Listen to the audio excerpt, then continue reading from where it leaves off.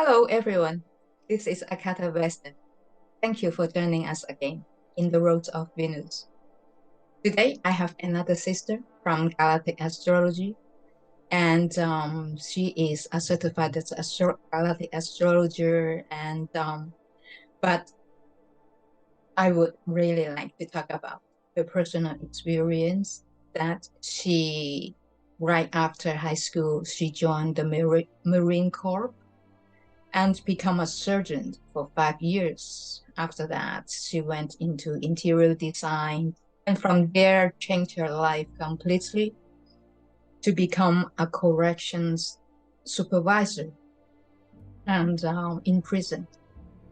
And it's a kind of experience I find is so very interesting. And I think that is also a kind of personal journey that opened us to our spiritual understanding. And I think today we will go from first the Marine Corps of her experience and then see how it flows. Thank you. And I present to you Kellie Brett. Hello, Kellie. Hi, Akata. Thank you so much. That was great.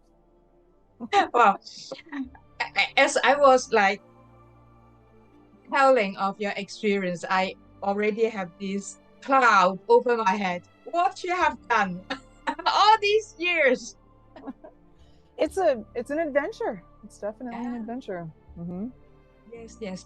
So let's start with the Marine Corps. And I know you have been traveling extensively also during those 5 years. Anything Mhm. in particular you want to tell us that changed your life? Well, my first duty station was in Okinawa, Japan, Oh, and it was really beautiful. It was this small island. I was there for a year and extended on island for 6 months. So I was there for a total of a year and a half. And while the last few months while I was there, I became pregnant with my daughter. So that was definitely life changing. But I went in the Marine Corps 6 days after I graduated from high school. I was in boot camp, and I just wanted to get away from the smaller town that I grew up in and see what was out there. And I did. Went around the world and back. Came back to the States with my daughter and was a single mom, and it was incredible. I loved it. I was a mm. mechanic, so I think I broke more than I fixed, but they still called me a mechanic. Well, you have to break before you fix, right? Yes, exactly. Job security. Yes. Well, and when you came back to the States after staying in particular a place like Japan, I mean, I have a special feelings for Japan, and I know somewhere in the future I will go back, maybe even to stay for a longer period. I have seen it, and how what's your feelings like? No, coming back from the world and then back to here and restart a new life as a single mother. Well, first, you know, I was in school after boot camp. I was in school for almost a year, 9 months for the first school, and then a couple of months of follow up school. So by the time I got to Japan, ready to go in the fleet, everything was new. I was a new adult, quote unquote, a new set of skills, a new confidence, going to a new country, a new culture. I was absolutely amazed. It was breathtakingly beautiful in Japan, in Okinawa.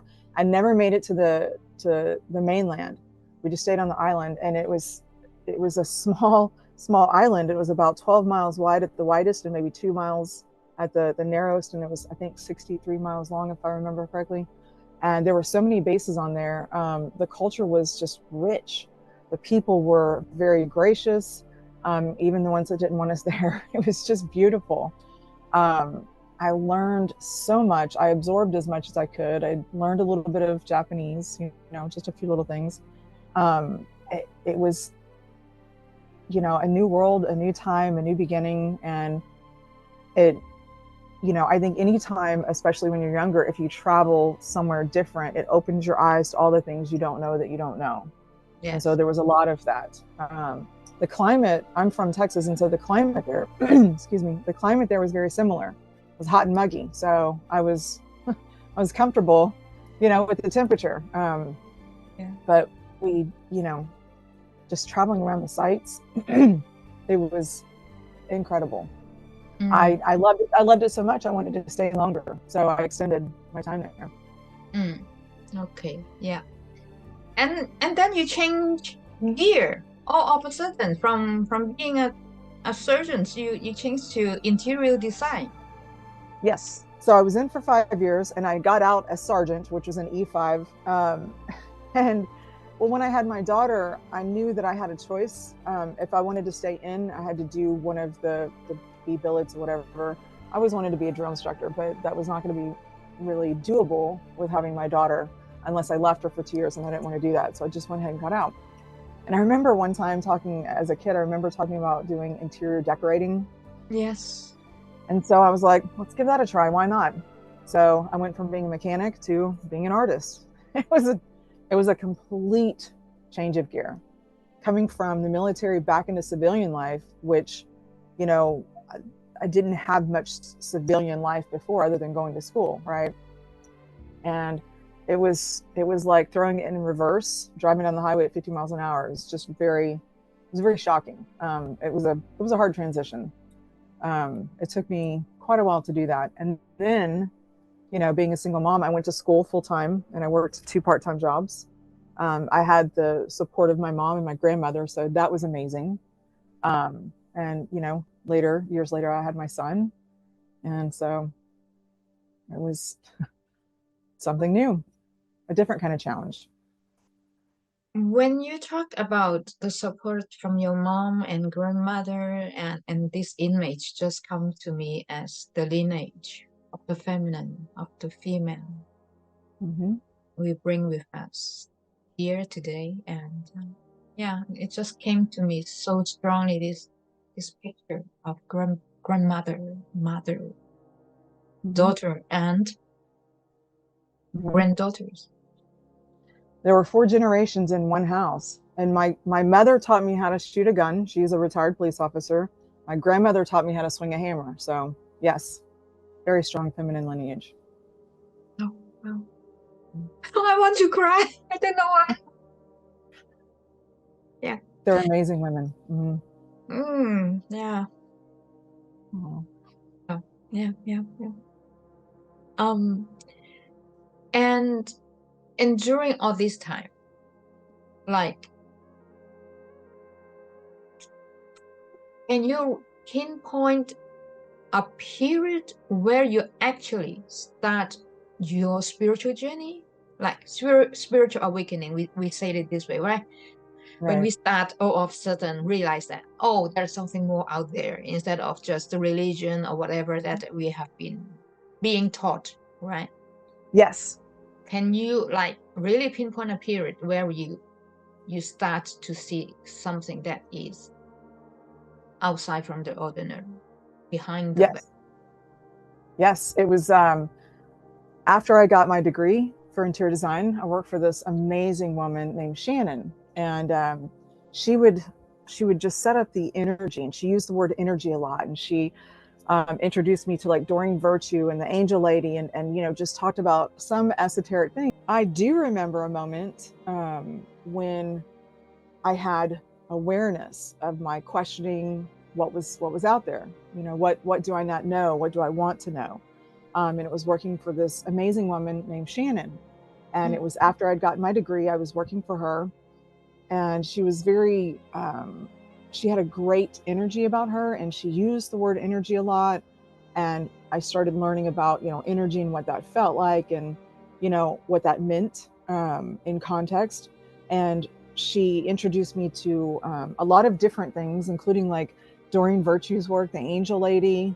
You know, she had the cards, and so she had me very curious, right, metaphysically curious. And you know, she would mention something now and then about past lives, and I was like, I don't know about reincarnation. That's a little bit weird.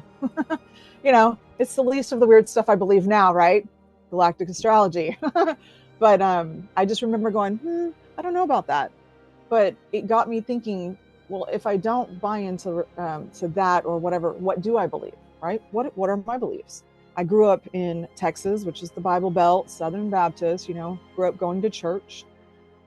And I remember specifically sitting at work one time going, what do I believe?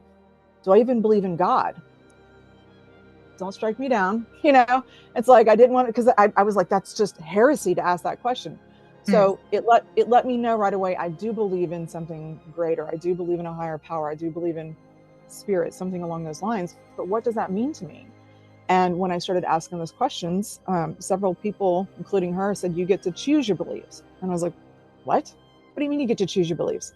So I'm like, okay. So I started studying, a little bit of Buddhism, a little bit of this. And it's like, nothing resonates with me in totality, for one thing. And they said, no, you pick and choose, take what works and leave the rest. I didn't know you could do like an a la carte kind of thing, right? So like a puzzle. Yes, exactly. So I looked into stuff and I started, collecting what works for me. And it just made sense the more I did it. And so that was kind of the beginning. And it was around 2000, 2001. And I was having some experiences, being attacked in my sleep. And I came in really distraught one day and I was like, well, what do I do? And she goes, you smudge, you do this. And I'm like, wait, what is smudge? Right. So just asking those questions. And I bought tons of books and I went through, I binge read for years, light workers, things like that. And it just, it went from there. So. Okay.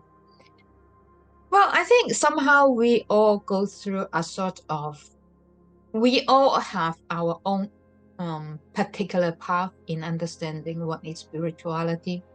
Like as someone from Hong Kong, that is the Western and the Easterns mingles so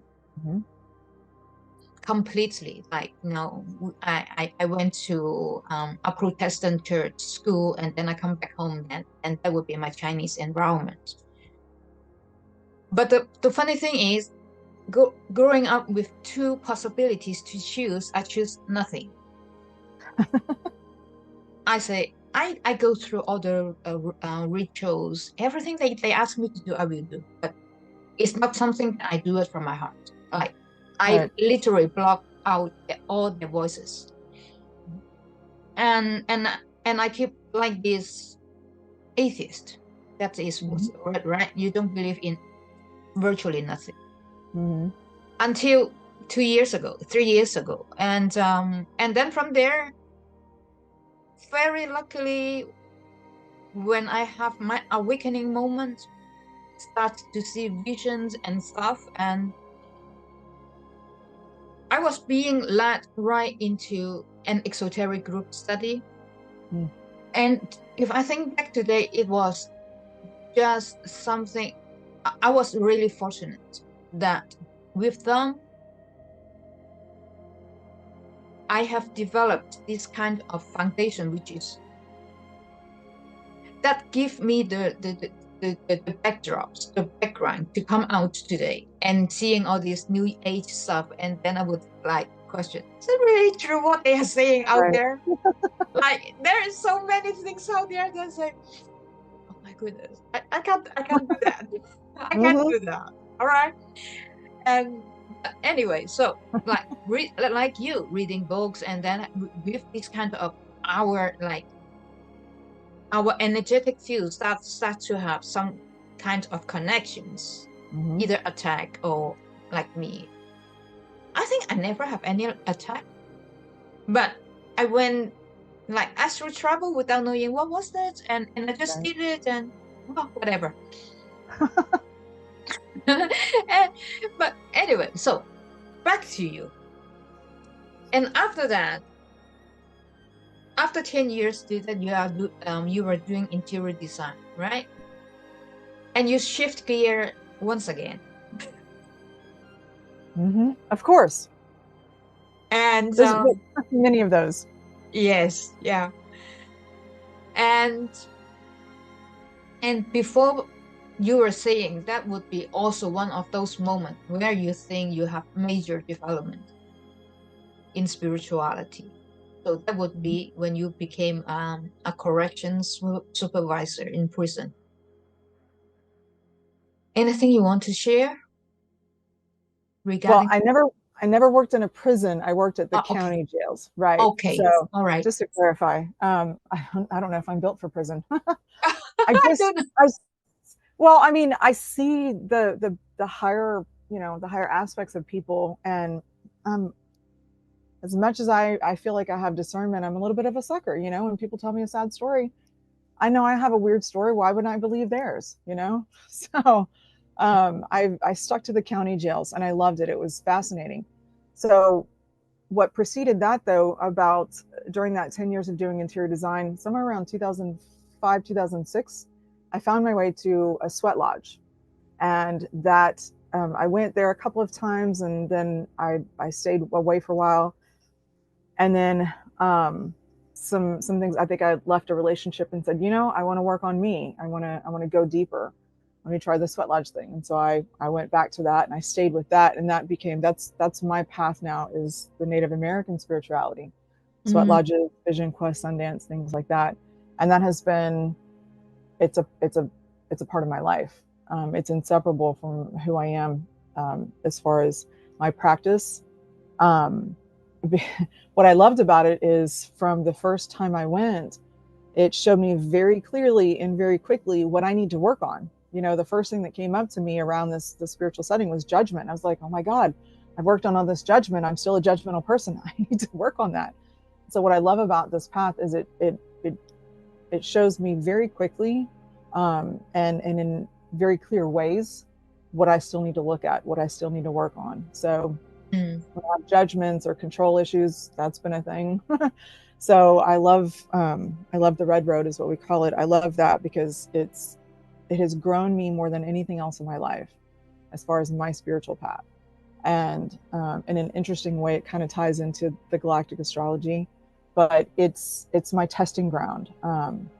You might accidentally stumble into a sweat lodge, but you've got to stay there on purpose. It's not glamorous. It's dirty, hot, sweaty work, which I love. I love being outdoors. I love nature. I love camping, and so it kind of all rolls it in together. And the kids grew up around that. Um, and my kids, back to your other question of spiritual awakening, spiritual journey, my kids have been actually my biggest teachers in life. You know, yeah. feeling the urge of like what I want to do different, what I want to do better for them. Like, they're, again, that instant feedback of seeing how my actions, my behaviors affect them, and it's like, I want to do better. They deserve that. And they're both very intuitive. They're highly empathic, to the point of being telepathic.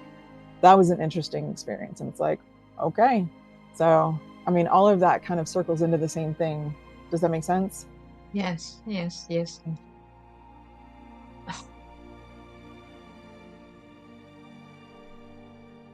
I also have two children myself, Mm-hmm.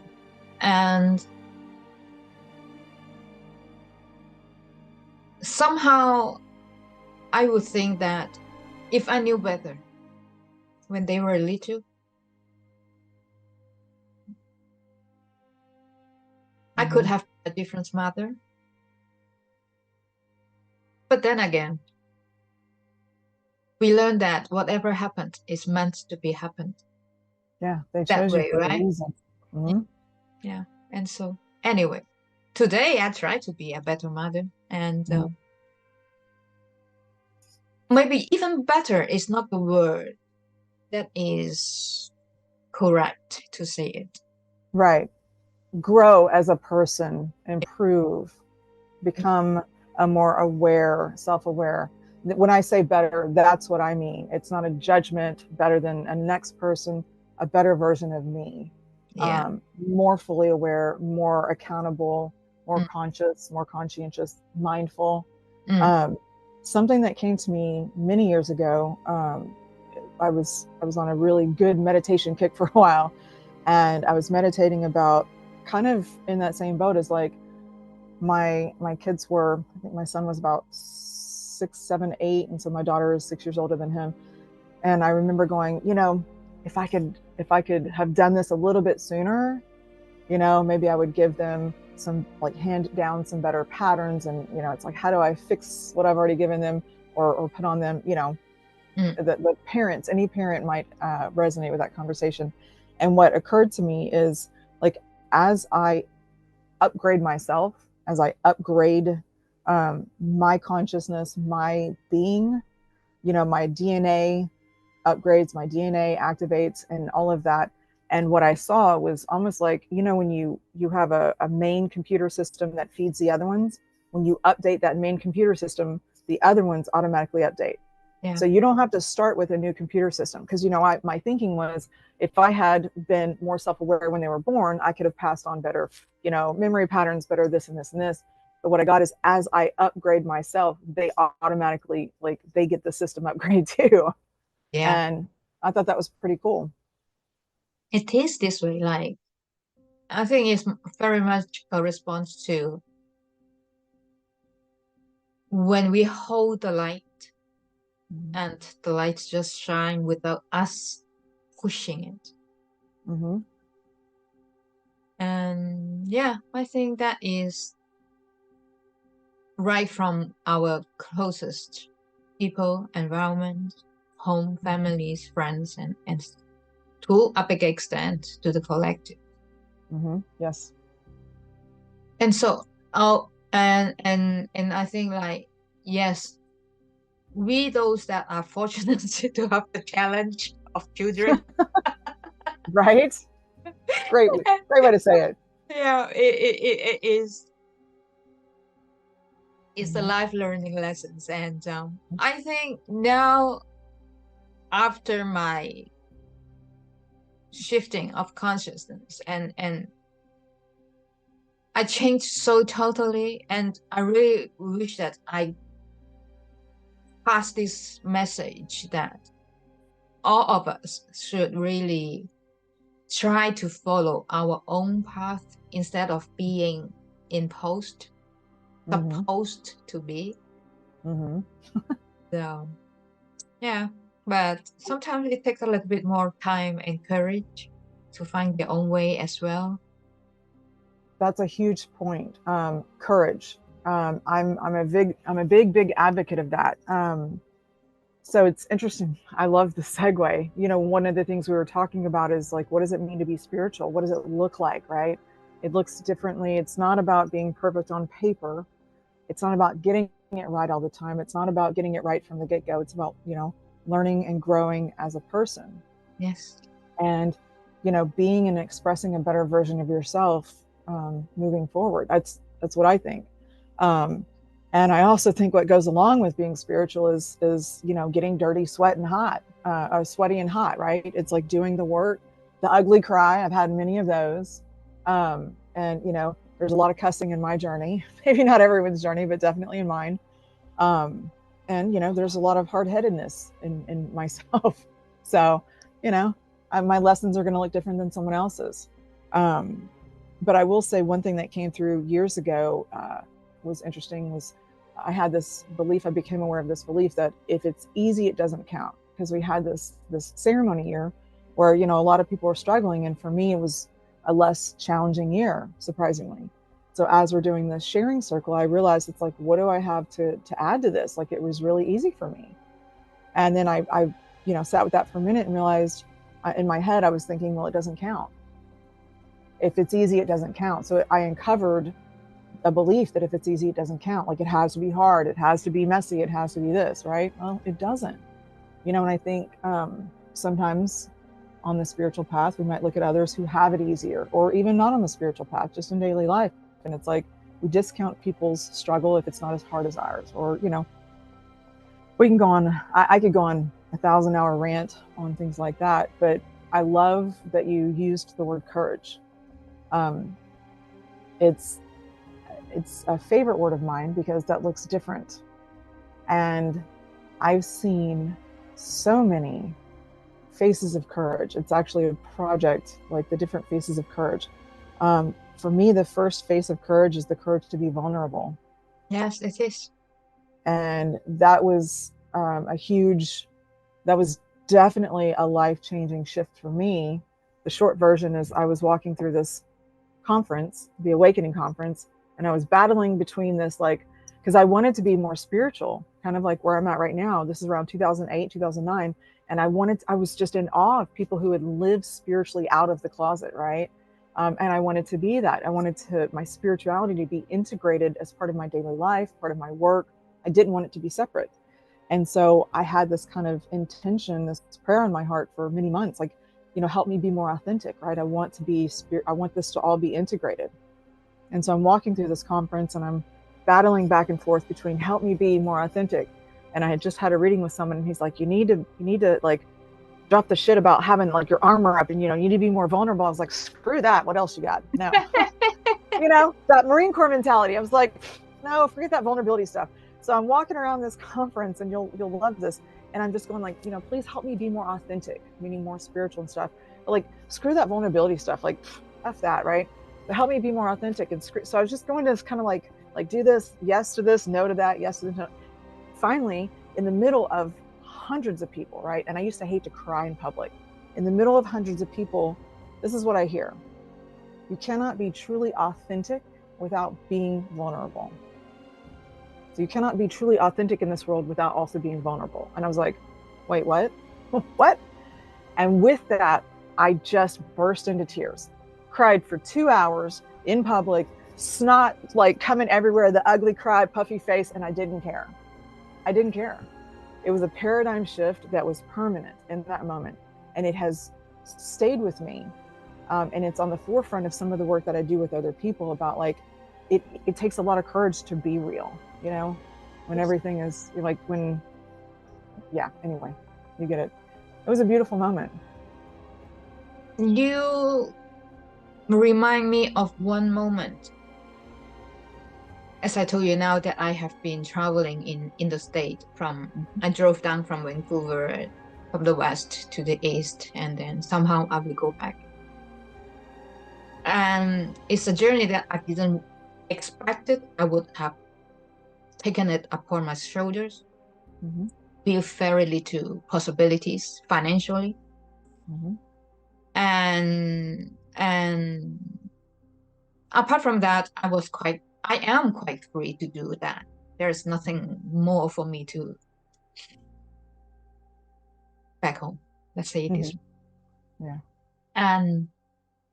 And moving through this journey, and I know I am so blessed, so protected, so guided. Every step that I make, every place that I go, every people that I met is meant to be, right?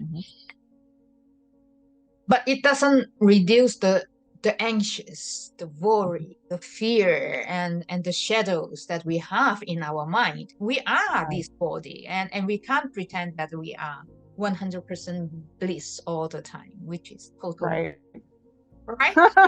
Agreed. So, and I remember I was in Santa Fe. I went to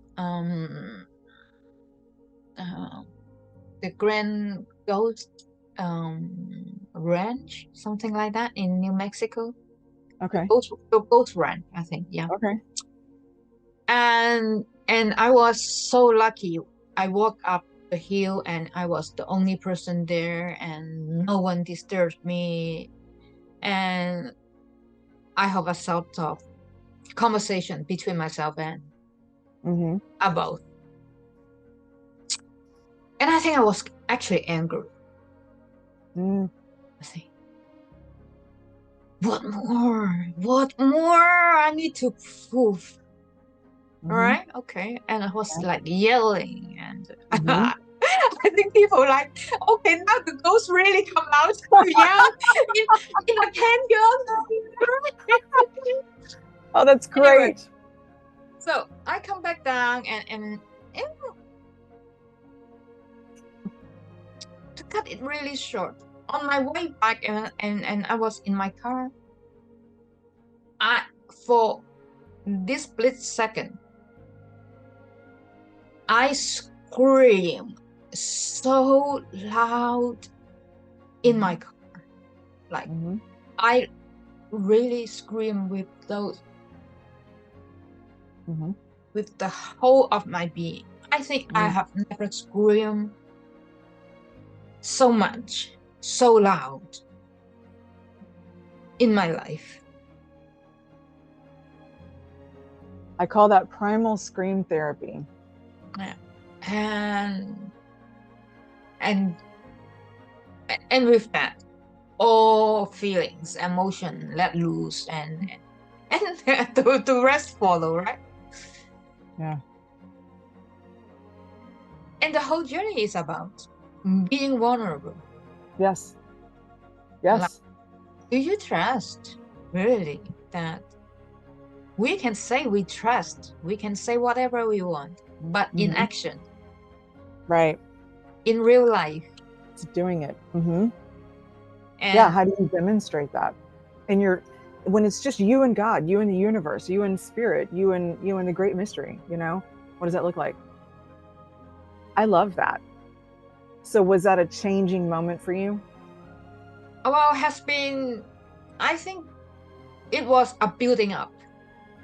There were many episodes that happened before that, and just one building up, and one moment when we arrive here. Yes. And we need to pop it yes. open. Yes. It's cathartic. It's releasing. Yeah. There's something very liberating. Yeah. Does it help? Yeah, maybe. I don't know. Somehow I don't try to explain everything that happened. And well, let's see. No. So how long ago was that? It was I was in Santa Fe, so that would be 1 month ago. Oh, nice. Recent. No, not even 1 month. 3 weeks ago. 3 weeks ago. Yeah. Wow. Good for you. Did you go home and take a nap? From there, I went to somewhere else, and like America is so big. When you drive somewhere, you have to keep on driving. Yes. Yes, it is. It's a lot of road. Okay. If I ever fail to be an astrologer, I will shift gear to be a truck driver. I have no problem driving 12 hours. I mean, can you see over the steering? You're like this tall, and I'm not very tall either. You can get a block. I'm getting tinier. Okay. I'll give you a tip. When you're driving by someone and they go like that, they're telling you to honk your horn. Did you know that? So if you see a truck driver and they're paying attention, go like this. And if they know, they'll honk their horn. And what for? I don't know. It's just an old custom. I don't think I've tried it in recent trips, and they don't seem to do it anymore. So okay. I can see you as a truck driver. That'd be great. I mean, like, I have been driving so long. I have right. You could be a tour guide. No, I don't stand people in this way. Oh, that's great. See, clarity is a beautiful thing. Yeah. I love that. Yeah. I literally have problems of standing people. Oh, anyway. I think you'd be great at whatever you wanted to do. Yeah. Wow. But I also love that you seem, and I love, like, in our group, when you make comments, I love you're feisty, you're honest, and you're also compassionate. Like you embody all of those things. And I love that. I love that balance. I do. I think at the end is as what you said. When we are our authentic self, whatever that is, and whatever expressions that we have, right? I might be sometimes make stupid joke, all right? I do it all the time. Yeah. I recommend it. And that's you, and that's okay. Someone is more kind, gentle, and it's okay. Right. I love that. And so I think one of the things that I've come to realize over the years is, and it's about authenticity. I have a whole program around this, I think a lot of people are scared to be authentic. I know I was. It's that fear of being authentic, fear of being rejected, you know, fear of messing it up, whatever. It's just the fear, the resistance. And I think it's important, like, so having this dialogue right here. And so if people want to have readings and stuff, if they have a gentler energy, and they need to know that I have a lot of energy, that I'm very amplified, very animated. And if that doesn't work for them, I think they have the right to know that, so that they can choose someone that's a little more contained, a little more grounded. You know what I mean? I think that that's appropriate. And so what I've come to years ago is, I think our fear of being authentic must be replaced with our responsibility for it. I think we have a responsibility, you get to choose. I want to know that when I make a choice, whether it's a vendor, an astrologer, a partner, a friend, a boss, whatever, I want to know. I mean, it's not that you have to put everything out on the table, but I think we should share enough of ourselves so people know what they're getting into, and they get to decide, yes, that's right for me, or no. And that's not a statement of you that you're not good enough as a person. It's preference. And Yeah. so I think that, if we can switch, and it's not like a requirement, I'm not shitting like everyone should. I just think that, a higher perspective to move into, certainly for me, something I've started working towards demonstrating is letting people know, who I am to the best of my ability. Not trying to hide, important pieces, so that they can decide what's best for them. And if it's not me, then that's fine. I think ever since that I was certified and really like dealing with clients and I think most of them, they arrived to me from out of nowhere. Mm, And the only thread that connect me to them is energies.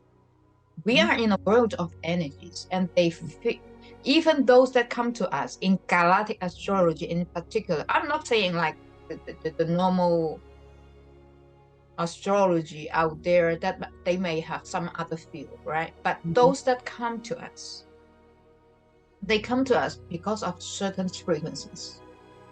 Yes, yes. And there and what another thing that I also learned to see it as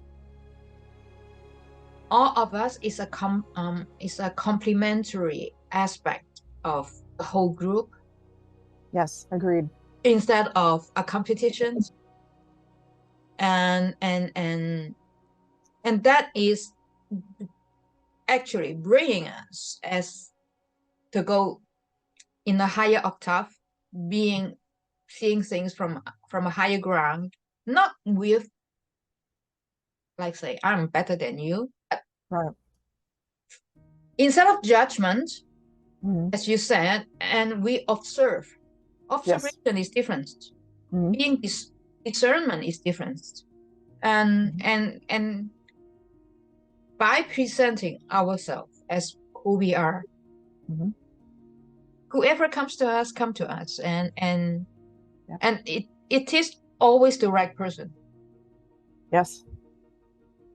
I love that. I love that. And you're right. It is about the energy. And I think people are feeling more into that, even if they're not aware of it.